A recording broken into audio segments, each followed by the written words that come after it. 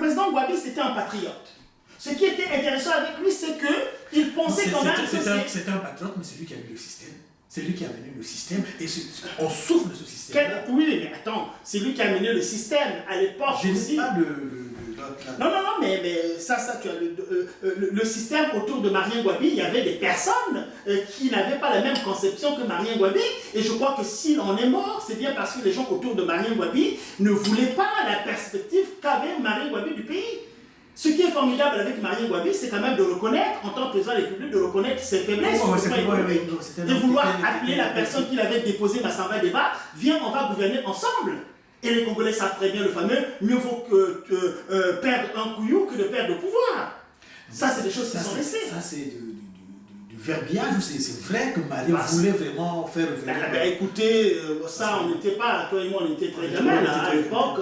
Je crois que. Moi, je pense que c'est peut-être parce que Massamba Deba faisait de la politique, c'est à cause de ça que, bon, quand Marien est parti, et on a essayé de. Bon, de toutes les façons, puisqu'on parle de la France, l'implication de la France. Je crois que la France commence à s'ingérer dans les affaires politiques congolaises avec les rapports difficiles qu'ils avaient avec Marien Gwabi, qui faisait des discours enflammés la journée et qui certainement le soir prenait le téléphone pour appeler Giscard d'Estaing.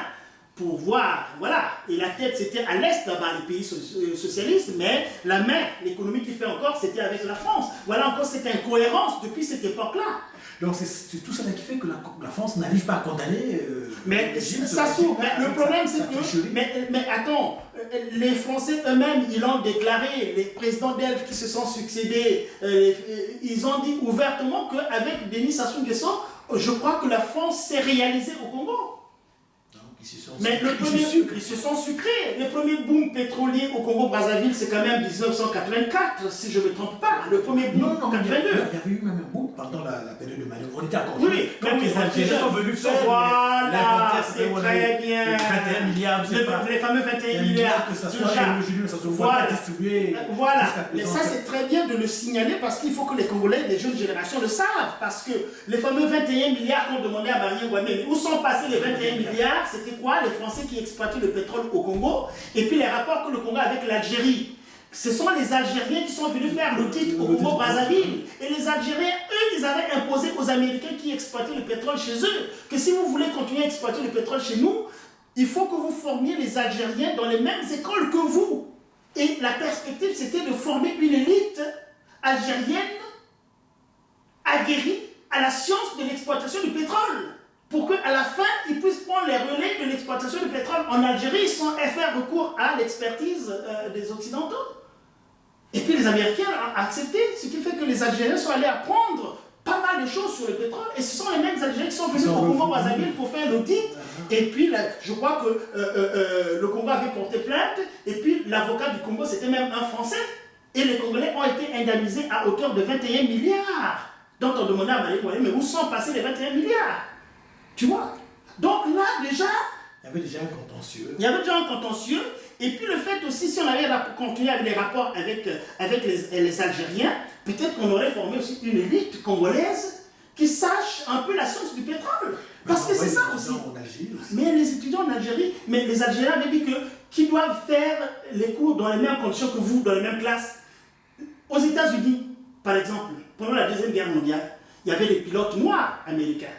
Mais les pilotes noirs américains étaient formés dans des écoles pour des noirs. Okay. Ben oui, les pilotes noirs américains, l'escadron des Américains, les noirs, c'était pas dans les mêmes écoles. Mais les Algériens avaient imposé parce que quand on fait cette séparation, c'est à dessein. On ne le sait pas n'importe comment. C'est à dessein qu'on le fait. Donc les Algériens, les 21 milliards. Mais qu'à cela ne tienne, le problème c'est que ça n'a pas marché parce que Gwabi voulait vraiment... et en plus aussi, l'autre aspect à signaler, c'est que Marien Gwabi, je crois qu'aujourd'hui, les Congolais devaient être fiers de dire que Marien Gwabi est le précurseur des énergies propres. Marien Gwabi est le précurseur des énergies propres. Parce que pendant qu'il était président, il a soutenu un DEA en énergie solaire. Et il était en train de préparer un doctorat en énergie solaire. Or, s'il avait insisté là-dedans, mais il aurait orienté les yeux du Congo, pas forcément sur le pétrole, mais sur une énergie qui était à foison, qu'on ne va pas dans le sol pour chercher, mais qui nous vient du ciel. C'est Dieu qui envoie. Cette énergie solaire est récupérée pour marcher. On revient sur l'attitude. de la France par rapport au Congo. Ben oui, pourquoi ils n'arrivent pas à condamner, Ben, ils n'arrivent pas à condamner une fois de plus. Et aujourd'hui, ça fait 2 semaines. Oui. Et nous sommes là. C'est oui, d'habitude, quand un président est élu, 48 heures après, tu as des appels, tu as des félicitations. Ben non, mais jusqu'à présent, ça fait 2 semaines. Oui, parce voilà, le président a été reconnu par deux personnes, deux États. Qui sont des États. Quel État en plus? Nos voisins. Le Cameroun et l'Angola. Ben oui, mais c'est tous ces dictatures. Et la France, jusqu'à présent, ne condamne pas. Et l'attitude aussi de l'opposition n'est pas aussi claire que ça. Ben oui, mais l'opposition, on va peut-être pas revenir là-dessus, mais l'opposition de la France, c'est toujours en rapport avec cela. C'est-à-dire que la France. Non, nos frères africains, on peut condamner. Restons d'abord sur la France parce qu'on n'a pas épuisé avec la France. L'histoire avec nos frères africains aussi, c'est autre chose aussi, hein, mais c'est important aussi. Mais épuisons l'histoire de la France parce que c'est là où se trouve, à mon sens, le nœud est là. Le nœud est là. Bon, Sassou Nguesso arrive en 79 et commence les années 80 avec l'arrivée de Mitterrand. Mitterrand mit le faux pigeon, non, pas Loïc encore, mais en tout cas, Mitterrand s'installe. Et puis, les rapports avec la compagnie pétrolière s'enracinent avec Denis Sassou Nguesso qui les accompagne jusqu'à la conférence nationale. La France n'a jamais eu un seul problème avec Denis Sassou Nguesso par rapport à l'exploitation du pétrole. Sassou Nguesso leur a tout donné, y compris les rapports mafieux avec les fameux cargaisons fantômes. Les cargaisons fantômes, on en parlait, Loïc Le Faux-Pigeon a déjà évoqué ça. C'est-à-dire c'est des tankers de pétrole, des bateaux de pétrole qui partent du Congo-Brazzaville et qui voguent vers la France sans être comptabilisés dans les carnets congolais. C'est-à-dire que ni vu ni connu, je t'embrouille. Bon, maintenant, si je suppose que les tankers de pétrole, mais je fais une parenthèse. J'ai un ami, on a étudié ensemble, il travaille aussi dans un bateau. Oui. Il m'a dit qu'il partait à Pointe-Noire exploiter le pétrole. C'est-à-dire qu'il partait se ravitailler vers des barges, pas des barges, des plateformes. Des plateformes. Oui. Et il n'y avait personne qui prélevait. Voilà. Ils s'attachent avec un boyau, ils sucent le carburant, le pétrole brut, et ils amènent en place.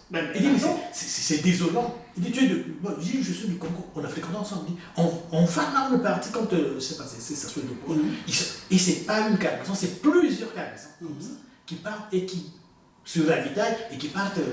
Ben oui, mais ça, ils le savent. C'est un secret. C'est un secret pour ça. Moi, je crois que c'était de l'intox, mais j'ai vu les gens qui ont navigué dans ces bateaux, qui ont fait ça. Donc, je me suis dit, donc ça. Mais Emma, pourquoi tu veux que ça soit de l'intox, puisque un grand responsable de la compagnie, pas des moindres, Loïc Le Faux-Pigeon, PDG, l'a dit lui-même. C'est ce qui fait que l'attachement de la France. Mais je pense que c'est parce qu'ils ont des combines avec Denis Sassou Nguesso. Et qu'ils savent ce qu'ils ont fait. Mais on a quand même nos frères africains qui doivent condamner. Accepter le pouvoir de Sassou. C'est-à-dire, bon, non, les élections se sont bien déroulées. Mais il y a eu un comité, non? On avait envoyé des observateurs. Mais qu'est-ce qu'ils disent, ces observateurs africains? Par rapport aux élections qui viennent de se passer. Bon, déjà, il faut savoir que la France n'a pas pris une politique d'engagement dans les élections qui se sont passées au Congo-Brazzaville. Ils sont allés ramasser. Ils se taisent. Mais l'attitude africaine, ils avaient des observateurs. Attends, l'Union africaine a envoyé des observateurs qui sont allés. Mais ce qui est, en fait, on ne va pas citer tous ces gens-là, mais il faut savoir que l'attitude de cette communauté internationale est, à mon sens, drainée par le positionnement de la France. Parce que quand l'Union européenne, par exemple, prend la décision de ne pas envoyer des observateurs, mais c'est gauche ça. C'est gauche, on aurait voulu que vous envoyiez des observateurs pour que ça se passe correctement. Ça veut simplement dire que si on envoie les gens n'était pas clair, c'est ça, c'est peut-être sa cause. Attends, si les Français font la vraie pression sur Sassou Nguesso va marcher. C'est parce que l'attitude de la France est une attitude frileuse. C'est une attitude frileuse. On a vu avec le positionnement de François Hollande. Qui n'a pas applaudi quand François Hollande a déclaré au Bénin et à Dakar surtout que personne ne doit changer la constitution et que si un président, l'affront qu'il a fait à Denis Sassou Nguesso, tout le monde le voit très bien, François Hollande, voilà moi personnellement. Il a eu plusieurs versions. Mais quelle version, Emma? 4 ou 5 versions, son attitude, quoi. Attends, mais deux fois il condamne, deux fois il accepte, deux fois il dit que non, il a le droit de le faire par rapport à la Constitution. Ce n'est pas, non. Ce qui s'est passé, François Hollande a certainement été mis devant le fait accompli. C'est-à-dire, quand on est élu président de la République française, on n'est pas dans les secrets des dieux. On n'est pas dans les secrets. Les rapports de la France avec l'Afrique, c'est des rapports qui viennent de très loin. Et il y a des architectes qui travaillent là-dessus depuis des années, qui connaissent bien la chose. Mais un François Hollande, c'est la même chose que Sarkozy, non? Quand Sarkozy est venu, c'est pas lui qui a voulu machin et tout cela. La première personne que Sarkozy a reçue à l'Élysée, c'est pas Bongo, alors qu'il décriait un peu les relations France-africaines. Et Hollande, quand il arrive, moi j'étais parmi les personnes qui ont applaudi, voté Hollande et applaudi parce que son discours était tellement fort, surtout à Dakar. L'affront qu'il avait fait au dictateur. C'est lui qui a fait le discours à Dakar ou c'est Sarkozy? Mais Sarkozy avait fait un discours à Dakar en son temps, quand il a dit que l'Africain n'était pas rentré dans l'histoire. Ouais, ça c'était quand même bon, voilà, mais Hollande aussi est allé à Dakar, au 15e sommet de la francophonie. Là aussi, il a martelé encore qu'il n'y a pas de changement de constitution qui tienne. Et que les peuples qui vont lutter contre les personnes qui vont changer de constitution trouveront là. On a bien vu ça. Et ça nous a fait plaisir que voilà un président qui proclame la chose. Dans les présidents de la 5e République, Hollande était la personne qui avait porté ce discours-là avec beaucoup de force. Comme Sarkozy l'avait dit pendant la campagne, mais Hollande le faisait. Et puis ça sonne bien. Non, mais là peut-être qu'il n'avait pas encore toutes les cartes. Mais oui, mais c'est ce que je dis. C'est-à-dire qu'un président qui est élu, après quand le lobby des pétroliers viennent voir Hollande pour dire, mais attends, si tu enlèves Sassou, tu insultes l'avenir là. Tu sais ce qu'on puise de l'Afrique, du Congo, avec Sassou Nguesso? C'est lui qui nous laisse partir les cargaisons fantômes. Mais attends, les cargaisons, à mon sens, les cargaisons fantômes, je prends l'exemple un peu de ce qui se passe au Congo-Brazzaville après la guerre. Tu sais qu'il y a des gens qui se sont constitués, par exemple, 1000 salaires, non? C'est-à-dire une personne qui a son salaire, qui sait que telle personne est morte, et qui arrive à avoir maintenant pour lui 10 salaires. Parce qu'il sait que telle personne est morte, mais il a pris, n'est-ce pas, comment on appelle, son poste budgétaire, et puis bon voilà. Mais oui, il y a des cas comme ça, hein? Ça c'est ce qu'on décrit, mais la réalité peut être plus que ça. Mais une personne, écoute un peu la logique, Emma, une personne comme ça, j'ai un salaire, j'ai 9 salaires supplémentaires. Sur les 9 salaires supplémentaires, je suis devenu tellement riche que j'ai besoin de 5 femmes. Il prend les 5 femmes parce qu'il sait qu'il a 9 salaires supplémentaires, donc 10 salaires. Bon, chaque femme, il a 5 enfants. Donc, ce qui veut dire qu'il a des responsabilités dans chaque foyer qui appartient. Maintenant, il fonctionne comme ça pendant des années, pendant 20 ans. Et qu'à un certain moment, Emma est élue président de la République qui veut changer toutes ces choses-là. Qui veut faire l'audit pour voir un peu ces salaires machin là. Et tu découvres que, Georges Gomard, mais voilà, vous êtes ça, vous gagnez en principe 100 000, comment se fait-il que vous avez 1 million? C'est pas justifié. Mais si Georges Gomard qui gagne ça a le pouvoir, et parfois le pouvoir militaire, attends, tu veux lui enlever les 9 salaires là, indu? Mais comment il va faire pour nourrir ces 5 femmes et chaque 5 foyers? Mais tu veux me tuer ou quoi? Et s'il a le pouvoir de te battre, il va t'abattre. Il va t'abattre parce que tu es sur le point de mettre en évidence un système occulte et mafieux. Mais les rapports avec la France, je peux dire, c'est la même chose. Si Loïc Lefranc-Pigeon nous dit qu'il a des cargaisons fantômes, ce qui veut dire que pendant très longtemps, l'économie de la France a fonctionné sur la base de ces rapports frauduleux avec le Congo-Brazzaville, avec les cargaisons fantômes. Et si ces cargaisons fantômes désormais sont à comptabiliser, tu vois ce qui va arriver? Ça va bouleverser l'économie de la France. Et si tu ajoutes avec le franc CFA, beaucoup ont démontré que le franc CFA fait du pognon avec la monnaie des taxes qu'on paye par rapport au franc CFA. Et tu sais que les personnes qui entament un peu la question de la monnaie africaine, soit ils meurent, soit on les élimine. Parce que c'est des problèmes très essentiels. L'équilibre de l'économie française doit rester là parce que la France a construit des citoyens français qui doivent veiller à leur existence. Il faut que le Français ait son eau. Il faut que le Français ait son énergie. Il faut que le Français ait son travail. Il faut que le Français puisse nourrir ses enfants. Mais tout ça, c'est un équilibre pour lequel les responsables politiques français qui sont élus doivent veiller à ça. Mais le Congo, c'est le contraire. C'est le contraire.